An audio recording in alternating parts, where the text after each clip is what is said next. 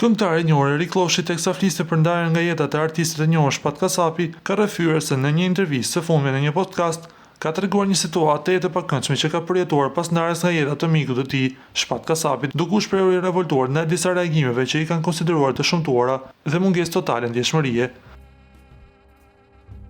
Artisti tregoi se pas humbjes së papritur të Shpat Kasapit në moshën 40 vjeçare, ai ka qenë njoftuar në një emision televiziv për ta kujtuar dhe nderuar figurën e tij.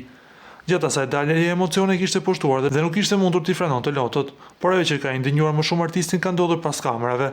Sipas tij, disa komente që janë bërë kanë qenë jashtë çdo norme njerëzore. Pas emisionit kam dëgjuar komente si "sa bukur qaje", madje më kanë ardhur dhe ftesa të tjera që të qaj prapë për Shpatin nga një gazetar. I thashë do e bëj kur të vdesësh ti, tregoi Erik Lloshi. Këto fjalë kanë revoltuar thellësisht këngëtarin, i cili ka theksuar se është njëri i fyer nga mënyra se si një dhimbje reale dhe një humbje e madhe personale mund të shndrohen në spektakël. Ai ka ngritur edhe një kritikë të fortë ndaj mënyrës se si disa media dhe individ trajtojnë tragjeditë, duke theksuar se humbja e një miku nuk mund të përdoret për sensaciona apo për klikime.